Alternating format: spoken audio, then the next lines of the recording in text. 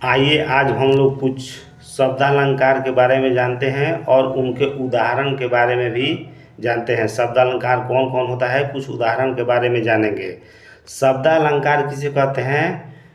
जिसमें जिस अलंकार में शब्दों पर आधारित अलंकार हो है उसे शब्दालंकार कहते हैं। शब्दों पर आधारित अलंकार को हम शब्दालंकार कहते हैं।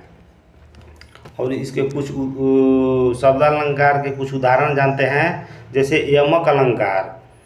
यमक अलंकार के बारे में जानते हैं, जहाँ एक शब्द कई बार आए परंतु उनका अर्थ भिन्न भिन्न हो।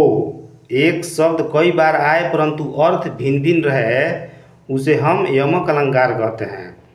जैसे उदाहरण, रहीमन या निज पेट ते बहुत कहो समुझाए, जो तू अन खाए रहे काहे कोऊ अन खाए। इसमें एक शब्द अन खाए प्रयोग हुआ है। अन खाए का एक अन खाए का अर्थ होता है माने भूखा, और दूसरे अन खाए का अर्थ होता है अप्रसन्न या कोई चीज़ बिगाड़ देना।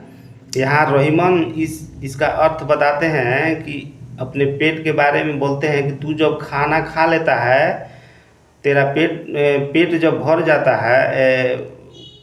जाता है तो तू नीति विरुद्ध काम को बिगाड़ देता है, प्रसन्न कर देता है। और जब तुम भूखा रहता है तो नीति विरुद्ध काम करता है।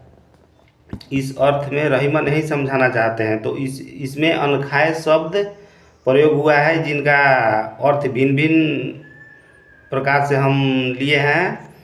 अब दूसरा अलंकार के बारे में पढ़ते हैं। शब्द अलंकार का दूसरा अलंकार है श्लेष अलंकार। इसमें क्या होता है कि एक ही शब्द के कई गो अर्थ लिया जाता है।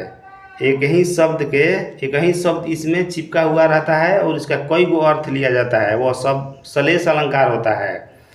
उदाहरण देखते हैं, हितकारी ऋतुराज तुम साजद जग आराम। यहाँ पे ऋतुराज शब्द चिपका हुआ है इस उदाहरण में।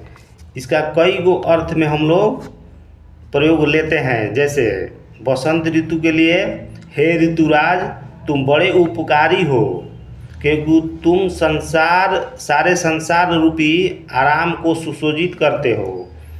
इसका अर्थ बसंत ऋतु के परिप्रेक्ष्य में हो गया।